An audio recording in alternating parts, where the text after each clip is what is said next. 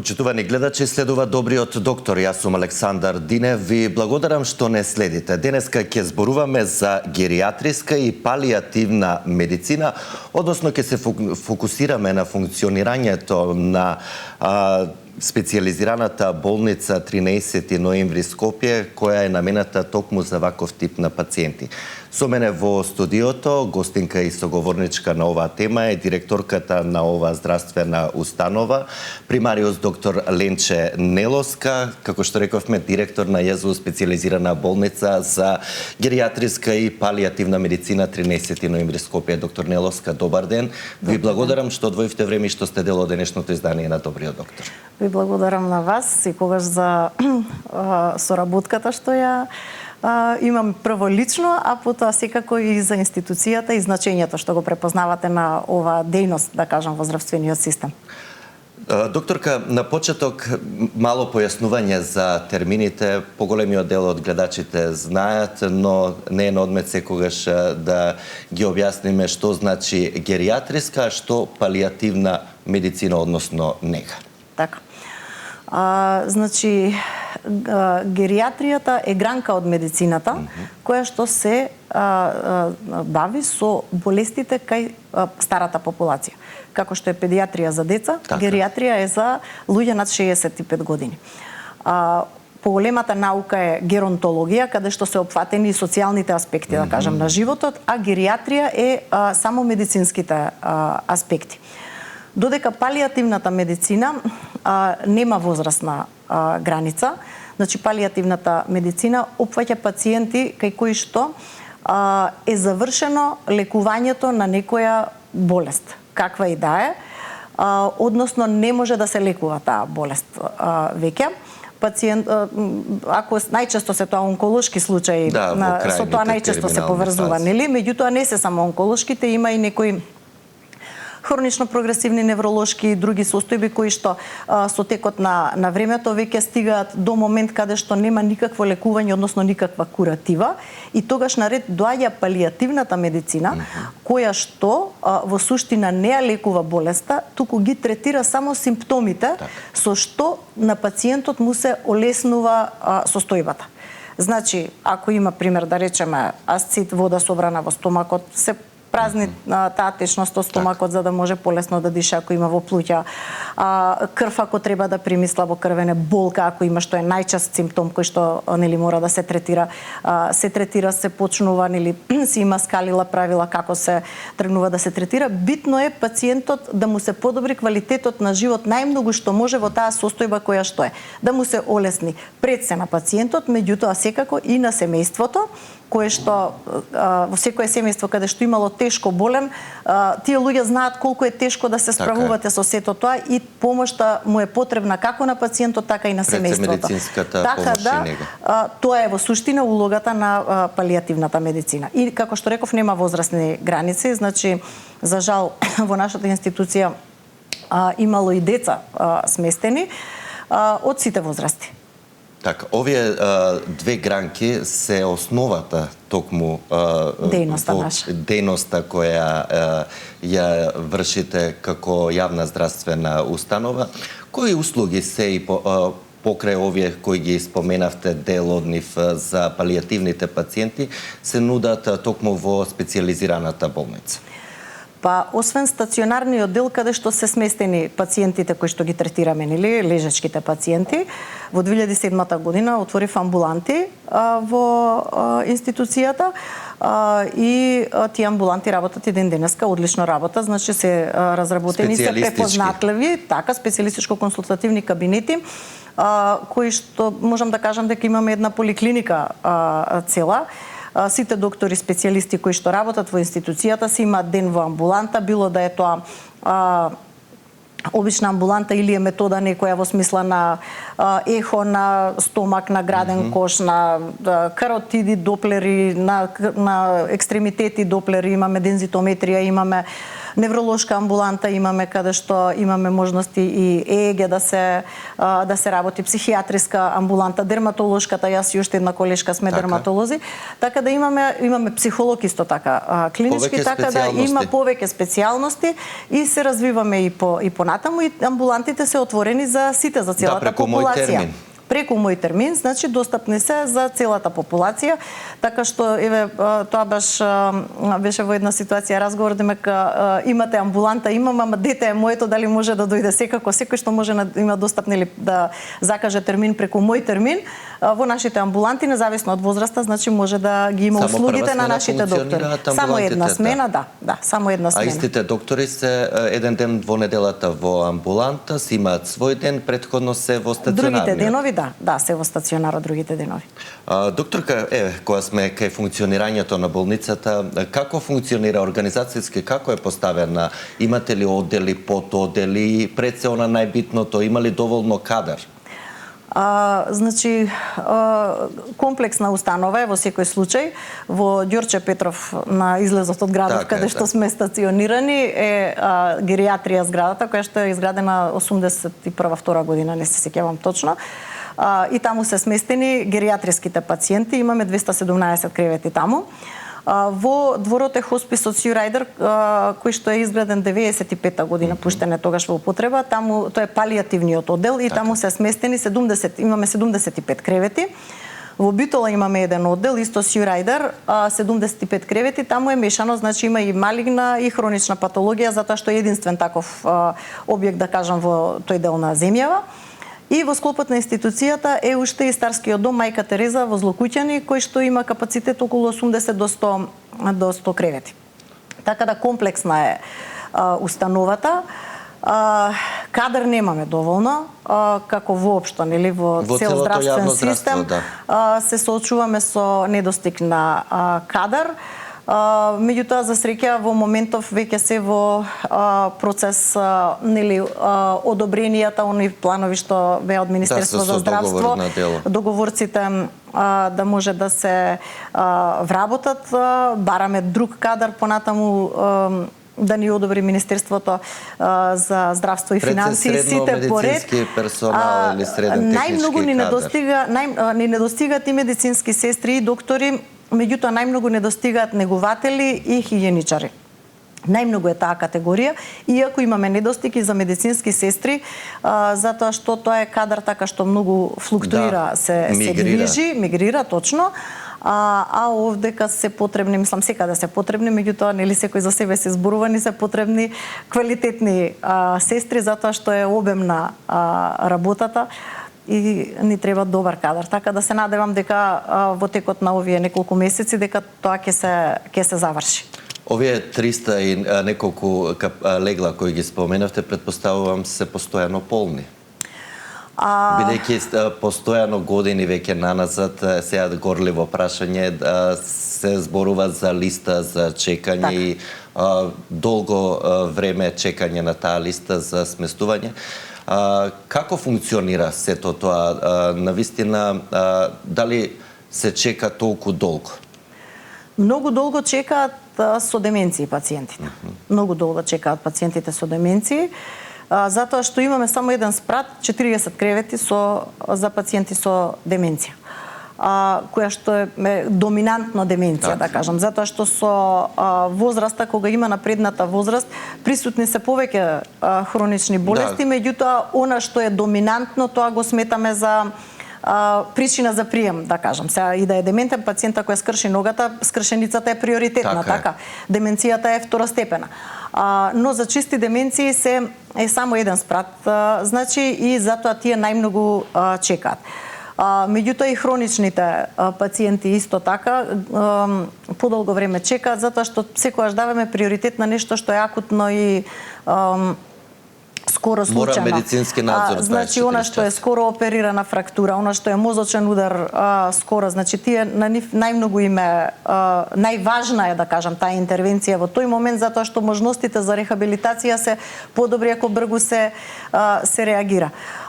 Проблемот со листата на чекање, она што успеав да кажам за овој период од како сум именувана, да листата на чекање за палијативни пациенти ја сведеме на минимум и се надевам дека набрзо воопшто нема да има листа на чекање, односно ќе чекаме пациентите сами да се јават да дојдат. Значи претходно имаше една подолга листа на чекање кај малигните болни што не смее да е така. Значи малигните немаат време за чекање. Така е.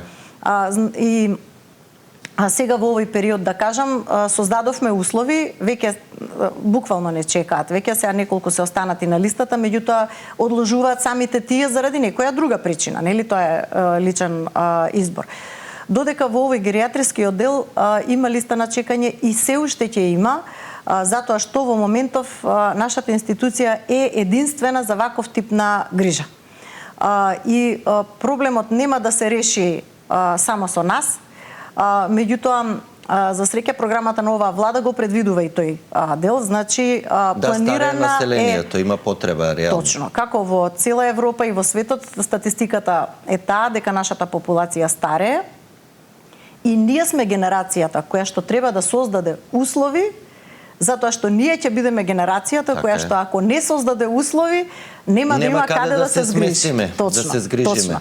Значи, затоа викам, ако не од хумани причини, алтруистички, од најчисто себични причини, ние сме генерација која што мора да ги создаде тие услови, затоа што ние сме критичната генерација. И крајно време е, бидејќи повеќе од 10 години се зборува за зголемување на капацитетите. Така да, она што е планирана регионализација и дисперзија на ваквиот тип на оддели, да кажам, кои што ќе можат да ги згрижуваат пациентите низ Македонија во матичните градови, да кажам, таму каде што е, да не биде се овде се во Скопје, тогаш веќе нема да биде таков притисокот, да кажам, на нашата институција. Да се надеваме дека што поскоро ќе се реализира тоа, бидејќи навистина цела Македонија има потреба токму од ваков тип на нега, пред се и 24-часовен медицински надзор. Околу сместувањето, да, веќе ги споменавме листите, тоа е реалноста. Каква е процедурата? Кој може да добие нега и да биде сместен во установите, односно објектите кои пред малку ги споменавте? Значи, најпреми за геријатриски оддел, а потоа и за палијативата, дали се исто? Постапката е иста. Така? Значи, треба да се закаже термин на мој термин. Кај докторот со одветната специјалност од која што е носечката дијагноза. Пример, ако е мозочен удар, кај неврологот треба, ако е деменција, кај психијатарот. Ако се декубити рани, кај дерматологот, ако е било која друга интернистичка состојба, фрактури и така натаму, кај интернистите. Значи, треба да се закаже термин на мој термин. Доколку е пациентот во состојба да може да дојде да го прегледаме, тогаш бараме, нели, треба да дојде да го видиме. Меѓутоа, доколку е неподвижен, доколку не може да се донесе, тогаш некој од семејството со последните медицински извештаи, најчесто нели уште во болница, додека се луѓето потврда само од одделот дека се оперирал, дека е сместен таму, е доволно да се стави на листа на чекање. Значи тоа е процедурата. Не треба некое конзилиарно мислење, да. Не, воопшто. Значи просто само треба да се помине низ амбуланти да видиме медицинската документација или пациентот, што би било најдобро, меѓутоа сега да не комплицираме нели во ситуација кога е некој во болница или непотребно е да се медицинската документација кажува што е со тој пациент. Да, секој лекар што си попиша се сноси одговорност врз печатот, да. Го ставаме на листа на чекање и гледаме да изменаџираме што е можно побрзо. Да, тука ќе ги поканеме нашите гледачи, почитувани, доколку имате прашање за денешната моја гостинка и соговорничка, примариус доктор Ленче Нелоска, директор на ЈЗО, специјализирана болница за геријатриска и палијативна медицина, 13 ноември, Скопје. Може слободно да се јавите на добро познатиот телефон 0231165566. Доктор Нелоска, споменавте пред малку неколку дијагнози. Каков тип на пациенти, со какви здравствени проблеми, односно болести доминираат во стационарот и веќе палијативата, рековме дека се предсек малигните заболувања? Значи, главно се мозочни удари, скршеници и деменции. Тие се доминантните. Кардиомиопатиите, односно тоа ослабено старечко срце исто така знае често да биде причина. Бубрежни болни со диализи, со хронична обструктивна белодробна болест. Значи, меѓутоа доминантно она за што бараат сместување кај нас се пациенти кои што имаат проблем со подвижноста и не можат да се грижат сами за себе, значи им треба некој друг да се грижи.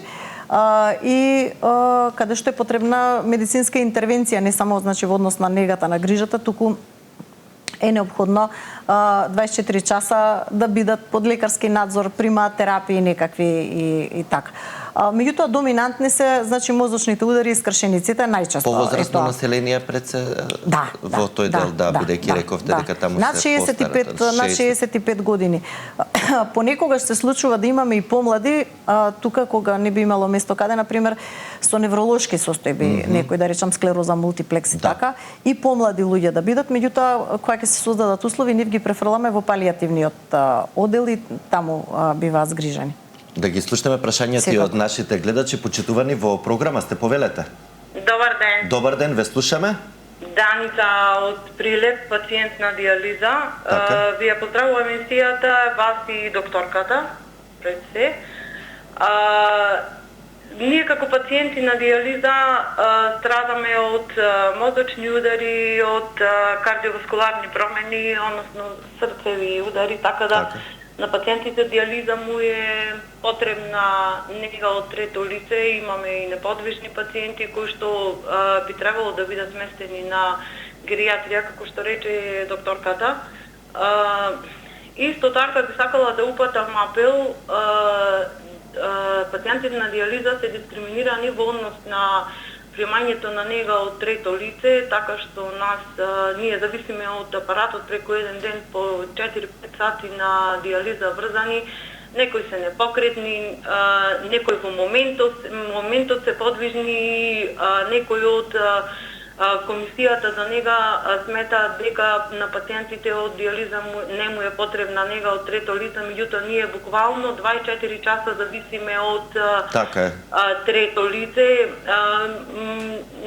Не можам да разберам зошто се однесува така и доаѓа до ситуација лице неподвижно на диализа, па и другите пациенти да биде одбивано за нега од трето лице. Меѓутоа има и некои од пациентите кои што се во добра физичка состојба, кои што можеби би можеле во некои од институциите да работат и па така да може да се разгледа и нивното барање некаде на 4 часа скратено работно време да бидат општествено одговорни и да придонесуваат за општеството.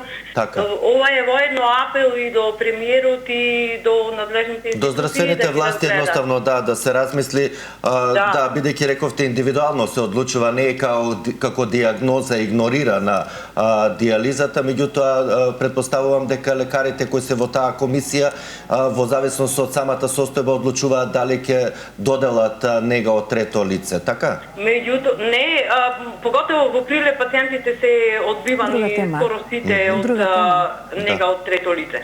Да, ова е навистина друга тема, ќе се потрудиме да обезбедиме и соговорник на оваа тема пред се од Министерството за социјална работа, но и од Министерството за здравство, од членови на комисиите по кои критериуми. Секој е добро и ви благодарам за забелешката и сугестијата. Доколку имаме следен гледач, почитувани во програма, сте повелете. Добар ден. Добар ден. Ваша редовна гледачка од Делчево. Би сакала да ви го честитам денесниот празник Спасоден на сите христијани. За многу години, нека е за здравје на сите болни и здрави, нека дава Господ Бог здравје. Јас сум корисник на туѓа нега. Еве, кај нас, мислам, нема дом, гериатриски дом, меѓутоа има специјална единица одделение Бравура, во која има негователи кои доаѓаат на помош на болните. Би сакала да ги да ги поздравам сите, особено докторката, да ја поздравам за тоа што има една голема одговорност за оваа возраст. Да, пред се е потребно емпатија, туѓа нега доколку немате конкретно прашање, ќе ви се за... Не, ја само би сакала, мојот глас да се слушне, од членовите на владата да се преземат повеќе мерки за овие лица, бидејќи во сите градови ни палат домови, како што се потребни спортски сали за младите. Се согласувам, повеќе вакви специализирани болници. Меѓутоа треба да се мисли на популацијата која што работела по 44 години, давала доприноси за здравство, за социјала. Така е, се согласувам, да оставиме простори на следните гледачи. Господјо, ви благодарам за вниманието и како што рековте, бидејќи редовно не следите, секое добро, останете во добро здравје. Доколку имаме и следен гледач. Ало? Добар ден. Добар ден. Во програма сте, повелете. Да, добар ден. Ве слушаме, повелете. Го поздравувам водителот на емисијата и господја доктор Канелова. Прва лекарка што дојде во програмата да прозбори за геријатриски центар во Скопје, од Скопје се јавувам. Така. Геријатриски центар 70-80 години нема изградено ни еден.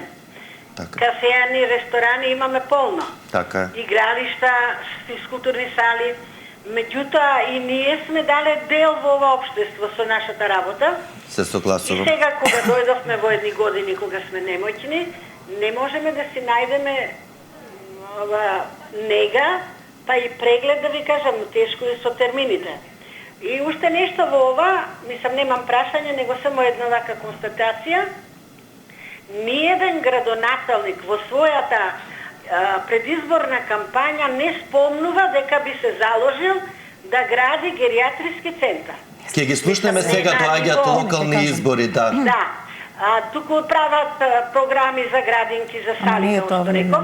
А секој градоначалник треба да, ова да не одиме надвор од темата, да оставиме простор. Убава забелешка е, да, секако ќе има простор, ќе има време, допрва доаѓаат локални избори, добра сугестија дека треба покрај градинки и барем старечки домови или посебно вакви специјализирани болници. Доколку имаме и следен гледач, може да вклучиме уште еден гледач, доколку има прашање конкретно на темата за функционирањето на специјализираната болница. Добар ден. Ало, добар ден. Во програма сте, ве слушаме. Да. Ве слушаме, во програма сте, повелете со прашањето. Ало, добар ден. Добар ден. Поздрав до водителот и до докторката доктор Ленче Неловска. Ленче Неловска, да. Значи, редно беше, дали сум јас на линија? Да, вие сте, редно беше, да, тука застанавте. Дали редно беше да се стави на вистина способен човек на таа установа? Дали сте имале вие контакт некакво со некој близок со функционирањето на установата? Многу поодамна да, меѓутоа сега моментално не, меѓутоа пошто докторката на вистина е многу способна, јас верувам дека све ќе среди. Да се надеваме, ви благодарам за јавувањето. И голем поздрав до доктор Неловска. Ви благодарам, господјо, да, секое добро, да, еве имавме... Благодарам за поддршката од госпојата. Потребно е, да, пред се разбирање, но мора да ги разбереме и потребите на граѓаните, пред се и повозрастното население, еве да се надоврзиме на коментарите за Прилепно и за ова добра замисла и сугестија да старски домови се помалку се ветуваат во програмите, а посебно вакви специјализирани установи. Значи, тука има старските домови се под локална самоуправа. Така. Меѓутоа геријатриските институции се под Министерство за здравство, значи не се со локална самоуправа. Очекувањата на луѓето треба да се Ајде да ги разграничиме и функционалностите еве токму на старските домови, но и улогата и намената на ваквите специјализирани болници. Значи, специјализираната болница 13 ноември пред 60 и кусур години е формирана како дом. 90-та година влегува во здравствениот систем како завод, а 2017 година се трансформира во специализирана болница, значи под Министерство за здравство. Така. За да биде наједноставно луѓето да разберат, јас секогаш кажувам тоа, значи да компарираме со децата. Педиатрија е клиника за деца, за детски состојби и заболувања, а детските градинки се институции кај што одат здравите деца. Исто така, значи старскиот дом е место каде што одат функционални стари, кои што можат да се грижат за себе и им треба помош во социјалните, општествените нешта. Додека гериатрија е здравствена установа каде што одат лица на кои што им е потребна здравствена грижа. Така. Не е исто домови и гериатрија. Ние имаме приватни домови, има и државни домови, меѓутоа кај нас за жал се уште нема категоризација на пациентите за нивото на грижа која што им е потребна, за да може целосно да се разграничи во која установа кои лица ќе бидат и во тие домови, да кажам, или nursing home што следно треба да има. Е потребно, апсолутно е потребно и затоа во таа насока, значи планирана е регионализација, она што гледачите го спомна, регионализација, значи достапност на овие услуги специализирани во цела Македонија. Сега каде точно ќе бидат, нели ќе си покажат анализите, потребите какви ќе бидат, меѓутоа ќе биде дисперзирана на цела Македонија и ќе има можност луѓето да бидат сместувани таму каде што живеат во близина на нивниот дом, нели, нема да мора да се доаѓа во Скопје. Семејствата подостапни, посета, видување и така натаму, тоа е поважно и од лек најнакрај. Убаво рековте да че многу повеќе приватни старски домови, но единствен специализиран центар токму специализирана болница подразбира нешто друго. Кај нас порано бил геријатриски центар и затоа завод беше потоа, центар и така, меѓутоа тоа е болница и разликата е тоа што значи домови и болница. Значи, затоа што се случува кај многу луѓе и реагираат дека е дел од старските домови, старичките домови и одбегнуваат, едноставно не прифаќаат или многу тешко прифаќаат палијативни пациенти. Па не можат да прифатат. Значи тие не се во приватните домови има медицинска сестра која што се грижи за редовната терапија на пациентите, најчесто, сега да не бидам буквално сватена, негуватели имаат. Лекар нема. Така. Значи лекар доаѓа може по прва повик, смена или по повик, да. На повик, како што имаат потреба, предпоставувам, доаѓа лекар. Но значи, не 24 часовна покриеност. Не. Значи затоа тие не можат да одговорат на пациенти на кои што им е потребна 24 часовна грижа, им потребни им се интервенции, инфузии им се потребни, значи да не набројувам сега што се е потребно, меѓутоа треба околу нив цело време да има медицинска сестра лекар, значи тоа не можат, тие се дом. Не се болница. Дури интензивна нега чинам дека има и во вашиот одел за најтешките. Така има за 13 кревети интензивна нега има. Значи, затоа таму се сместуваат оние пациенти кои што имаат една стабилна хронична состојба, каде што имаат, например, терапија на уста да прими, и нега да има. Така е. Значи таков тип на пациенти може да бидат сместени во тие приватни домови, меѓутоа не може да бидат сместени пациенти кои што имаат потреба од медицински интервенции. Така да затоа да им се разграничи на луѓето, затоа викам педиатрија и детска градинка и геријатрија и старски дом. Тоа е компарацијата, здрави и болни условно сега, нели сето тоа сватено. Убаво објаснато, баш онака да се свати. Доктор Неловска, има реакција околу поскапувањето на цените токму во јавната здравствена установа со која веќе 2 месеци повторно раководите од прилика. Зошто поскапеа цените во ова установа? Значи, придвижувањето на цената, промена на цената беше пред јас да стапам на функција, меѓутоа апсолутно е оправдано тоа што е покачена цената, затоа што изминатиот период заради кај нас општо политичките состојби, избори, не знам што, не е направено тоа придвижување на цената, а сите сме сведоци дека имаше инфлација дури и до 20% во некој изминат период. Струјата поскапе многу, горивата поскапеа многу. Значи сето тоа се одразува на цените на храната и така натаму. Така што имало придвижување на цената, меѓутоа сосема символично и незначајно. И ова што е направено сега е во суштина поголемо зголемување за да се достигне таа пресметка.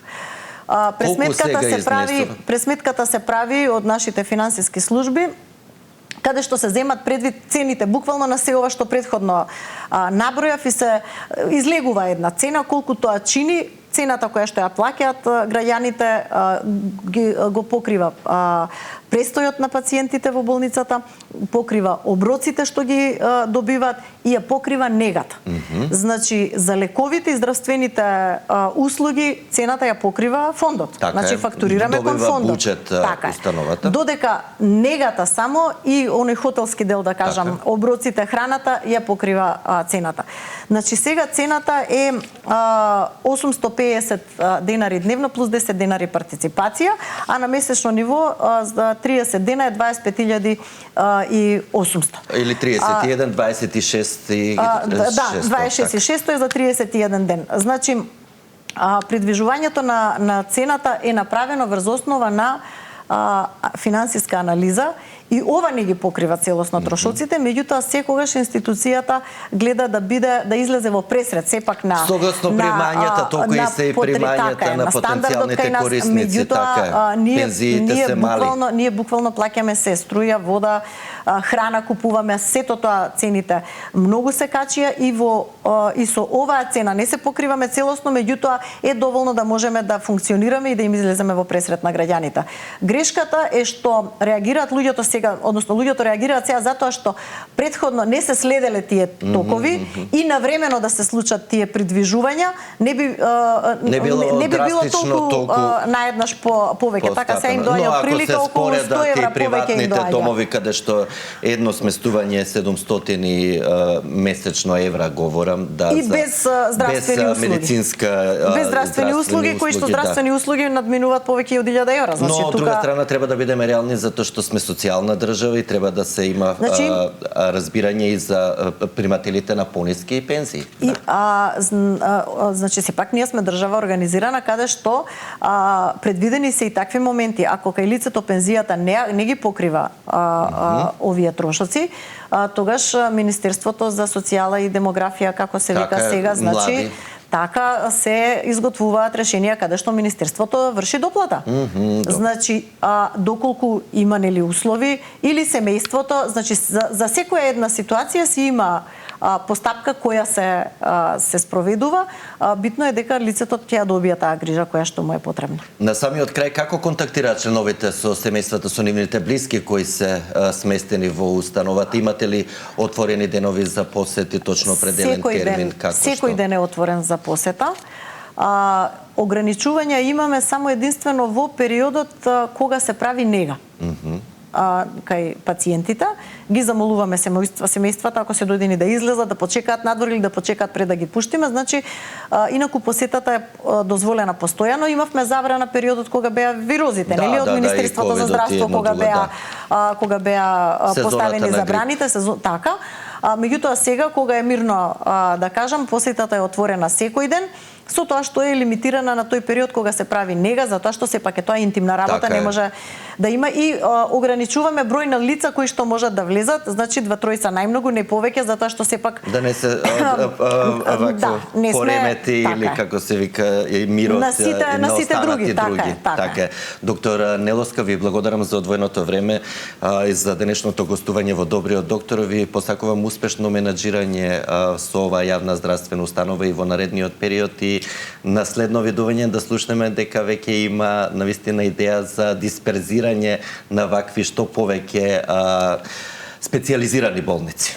Благодарам за поканата. Секогаш радо сум гостин во вашата емисија и се надевам дека следната емисија ќе имам конкретни проекти кои што ќе ги образложам. Ве очекуваме повторно. Ви благодарам уште еднаш. Почитувани вам, ви благодарам за вниманието со кое не следевте.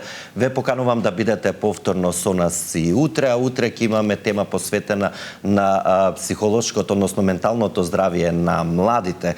Ќе говориме за анксиозност, односно страф и паника кај деца и млади. Во меѓувреме останете со програмата на Сител телевизија. Имајте убав ден и грижете се за вашето здравје. Пријатно!